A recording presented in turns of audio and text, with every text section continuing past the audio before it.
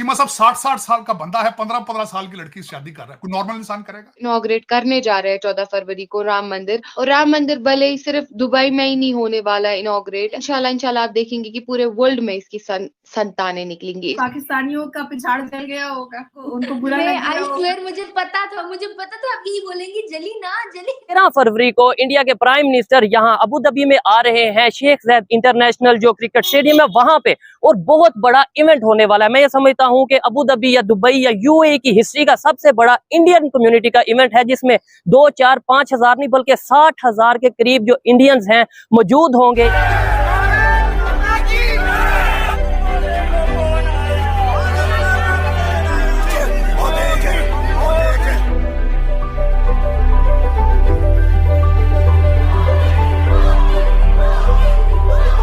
वो रात में लुंगी उठा करके कुतिया से सेक्स कर रहा था और वो चिपक गया, तो उसको बगल में मेडिकल हॉस्पिटल जाना पड़ा कटवाने के लिए। और मुझे लगता है कि 13 फरवरी के बाद पूरी दुनिया इस बात को जानेगी कि जो यूएई में रहने वाले भारतीय हैं उनको सबसे ज्यादा प्यार नरेंद्र मोदी जी से। ठीक पीछे जो आप देख सकते हैं ये बोर्ड आई लव मोदी, और यहाँ पर आप देखिए अहलान मोदी यानी कि हेलो मोदी। 50,000 लोग शामिल हो रहे हैं और आपको बताऊं कि 80,000 से ज्यादा रजिस्ट्रेशन आए। हम फुल टू जोश में है, full to how is the जोश।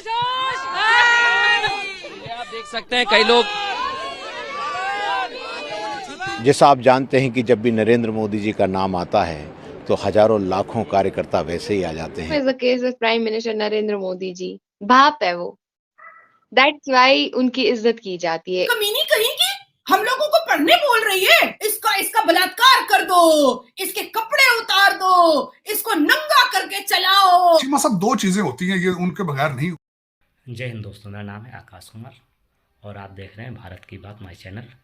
दोस्तों, स्वामीनारायण मंदिर दुबई में बनकर तैयार हो गया है और यही सब देखकर पाकिस्तान के खुफिया दिमाग में एक योजना आई, क्यों ना स्वामीनारायण मंदिर के आगे भीख मांगी जाए और जो काफ़ी लोग उनके कटोरे में 2-4 रुपए डालेंगे, उससे जो है पाकिस्तान की इकनॉमी में जो है थोड़ा बढ़ावा मिलेगा।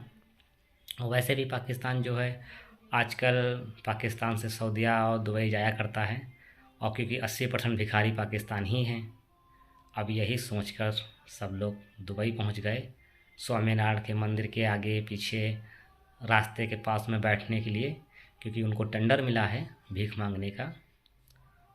अब यही सब पाकिस्तानी सोचकर वहाँ पे जो है भीख मांगने जाएंगे। काफिरों से भीख लेना उनको जो है अब जो है अच्छा लगेगा, क्योंकि वो पैसे देंगे, मगर पाकिस्तान में गाएंगे जज्बा है, वो कर लेंगे, होगा मगर कुछ नहीं। जो बनूंगी वो सिर्फ और सिर्फ मेरे सनातनियों की वजह से बनी हूँ, अदरवाइज मैं मुल्ला मौलवी के चक्कर में चले जाती तो अभी तो मेरे 12 बच्चे हो चुके होते। हमारे यहाँ का सिर्फ एक वाहिद रतन टाटा जी अगर खड़े हो जाए तो आपका पाकिस्तान हम खरीद लेंगे मुंह मांगे दाम पर, और लहरा देंगे भगवा झंडा, बोल देंगे जय जय श्री राम। आपको खरीदने की जरूरत नहीं है, आपके खरीदने से पहले ही हम बेच चुके हैं। हमारे कुछ तो जिस तरह से राम मंदिर का प्राण प्रतिष्ठा हुआ है उसी हिसाब से लाहौर में भी भव्य मंदिर हम खड़ा करेंगे, और उसके बाद वहां की भी प्राण प्रतिष्ठा में एकदम जी जान छोड़ करके हम पूरी तैयारी करेंगे, और चारों तरफ भव्य झंडा रहेगा, चारों तरफ लाहौर में। कितना मजा आएगा देखने में, वो आलम सिर्फ इमेजिन करके देखो महविश। वो बोलेंगे अरे कमीनी कहीं की हम लोगों को पढ़ने बोल रही है, इसका बलात्कार कर दो, इसके कपड़े उतार दो, इसको नंगा करके चलाओ। अरे नाजिया का शक्ल तो हिजड़े जैसा है, अरे ये सुअर जैसी है। बिल्कुल नहीं हूं मैं बहुत अच्छी दिखती हूँ।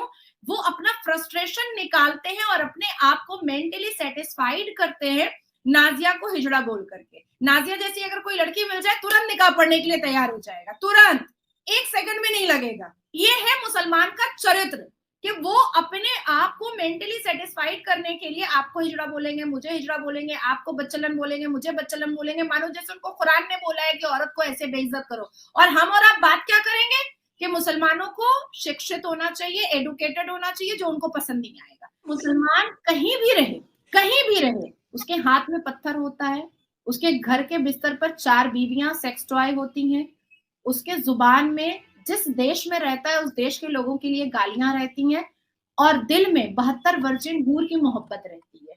यही मेन कैरेक्टर और नेचर है मुसलमानों का, इसके अलावा कोई भी कैरेक्टर और नेचर नहीं है। अब एक और आपको इंसिडेंट बता देती हूँ।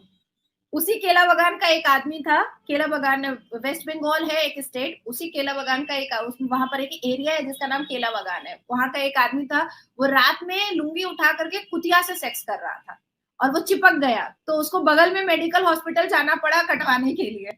अब आप सोचिए।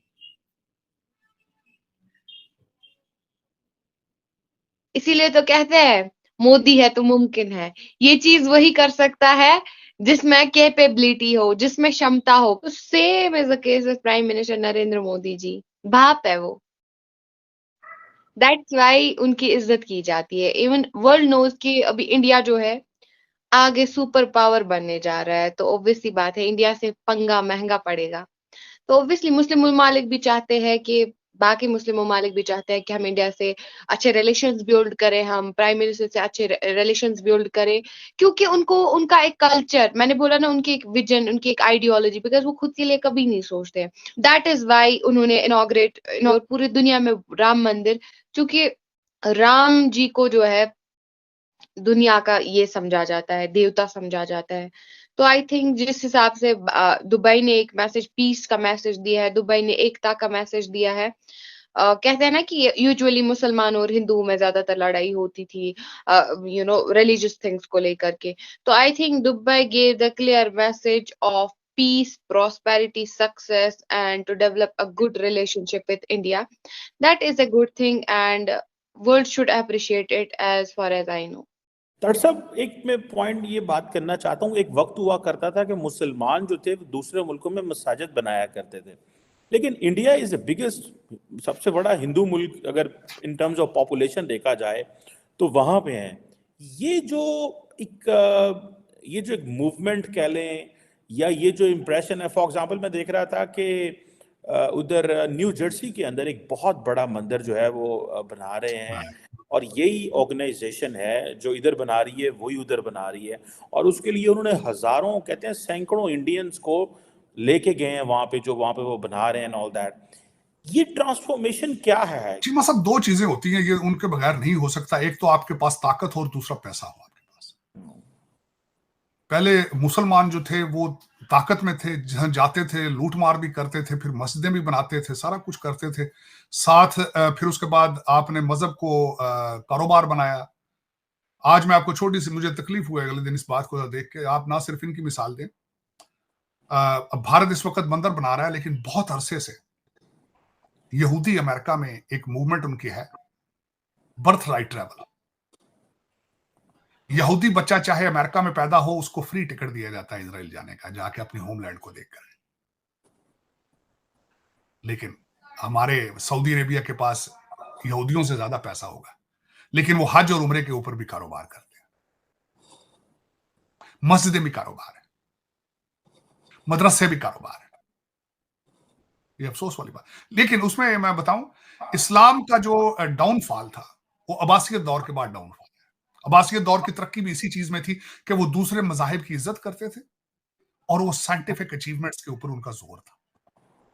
मुख्तलिफ एरियाज के अंदर जाना, वहां से नॉलेज इकट्ठा करके लाना, किताबें लिखने का आर्ट चाइना से लिया उन्होंने और फिर पीछे मुड़ के नहीं देखा। लेकिन जिस तरीके से आपने उसके बाद किताबें बंद की हैं, फिर बाद में आपने किताब खोली नहीं। आज देख लें आप अफगानिस्तान में, चीमा साहब 60-60 साल का बंदा है, 15-15 साल की लड़की से शादी कर रहा है। कोई नॉर्मल इंसान करेगा? देखें आज आप अफगानिस्तान देखें, जहां से हर बंदा उतरा घोड़े से और हमें जलील करके गया, आज उसकी एक सड़क सीधी नहीं है, वहां एक पुल सीधा नहीं है। वहां nature fire back, nature back. Pakistan ये सोच रहा है कि इंडिया जो है कभी भी इस्लामिक देश में उनको इतनी मान्यता नहीं मिली। जब से नरेंद्र दास मोदी जी आए हुए हैं, सारे इस्लामिक देश मोदी जी के आगे पीछे घूम रहे हैं। कोई इंडिया में इन्वेस्ट कर रहा है, कोई जम्मू कश्मीर में इन्वेस्ट कर रहा है। यही सब पाकिस्तान की देखकर जल रही है कि इंडिया जो है हमसे आगे निकल गया, मगर पाकिस्तान को ये नहीं पता कि इंडिया उनका बाप है। और जब से मोदी आए तब से इस्लामिक देश में उनकी मान्यता भी बढ़ी और इंडिया की वैल्यू भी बढ़ी। इसीलिए जो है इंडियन वीज़ा की बहुत वैल्यू है और पाकिस्तान वीज़ा की कोई वैल्यू नहीं है। उन्हें सब यही कहते हैं, कटोरा लेके भीख मांगने आ गया। और जब से इंडिया इतना पावरफुल मोदी जी ने कर दिया इंडिया को, तब से इस्लामिक देश भी इंडिया के आगे झुकते हैं। इसीलिए तो इस्लामिक देश में जहाँ मक्का मदीना है, उसी देश में एक स्वामीनारायण मंदिर बन के भव्य तैयार हो गया, जिसका आज 24 फरवरी को उद्घाटन मोदी जी कर रहे हैं। अब यही सब पाकिस्तान देखकर उनके सीने पे सांप लौट रहा है कि काफिरों को जो है अपने ही इस्लामिक देश में मंदिर क्यों बनवा के दे दिया। और लाजमी है, जलना तो बनता है। दोस्तों, इस वीडियो में आपकी क्या राय है, कमेंट करके ज़रूर बताना और चैनल को लाइक एंड सब्सक्राइब ज़रूर करना।